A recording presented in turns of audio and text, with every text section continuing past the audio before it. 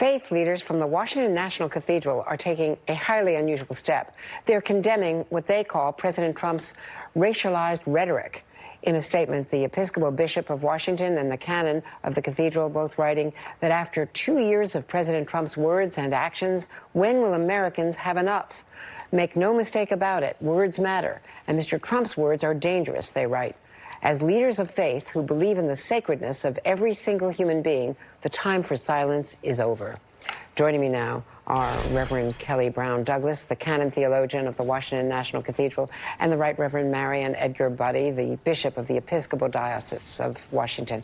Welcome both. Bishop Budde, first to you. Why did you feel you wanted to speak out?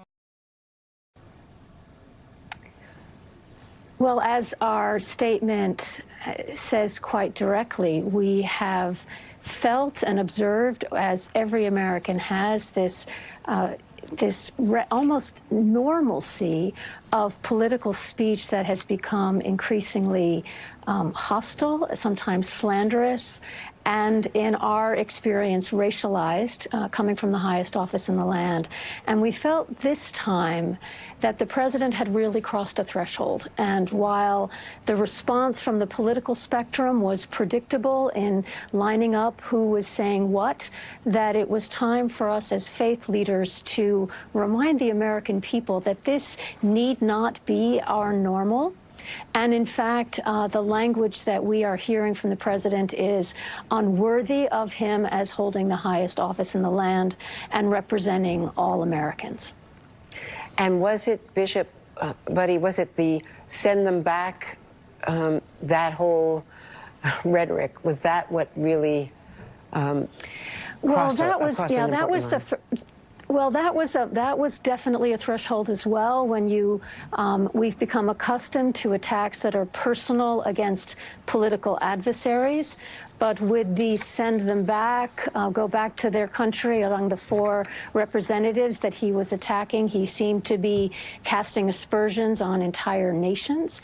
And then the final straw being for us when he did the same thing in response to Representative Cummings, casting horrific aspersions on the city of Baltimore and using language that likened the citizens of that city to rodent infestations where no human being would be fit to live. That seemed to be a clarion call for a kind of on racial lines that merited our response. Reverend Canon Kelly Brown Douglas, faith leaders played such an important role in critical moments in our history. I think of William Sloane Coffin at Riverside Church in New York City, and others, the rabbinate who also joined the civil rights movement, their African-American brethren in the South, Martin Luther King Jr. Are we at such a point now where leaders of faith need to speak out? Oh, I definitely think that we are. Not speaking out seems to me that not only are we implicitly condoning the racism and the attacks on people's humanity, but we're also saying that this is the best that we can be. As faith leaders, we believe that we can be better as a nation, we can be better as a people, and we believe in a better future.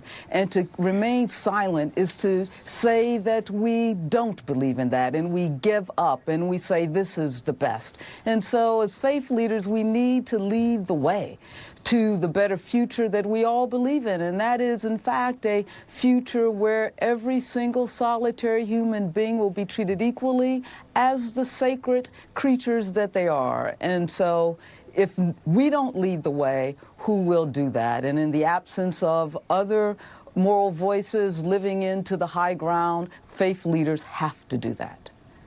And there's certainly an echo of the critical moment in the McCarthy hearings with your have you no decency language, Bishop Budde. That's intentional, yes. I'm sure. Well, it was very intentional, and what struck me as I was thinking about that moment, that although the Attorney Welsh was addressing the senator, it was really a question to all of America. Where was our decency? Had we had enough? And it seems to us, as we are facing into this moment now, that the question is really to the American public. Where are we? What will we demand? What will we expect? And how will we engage in public discourse? As Kelly said, calling us to the highest of our aspirations rather than our most base behaviors and prejudices. My thanks to you, our gratitude to you for your leadership, for your spiritual leadership at such a critical moment.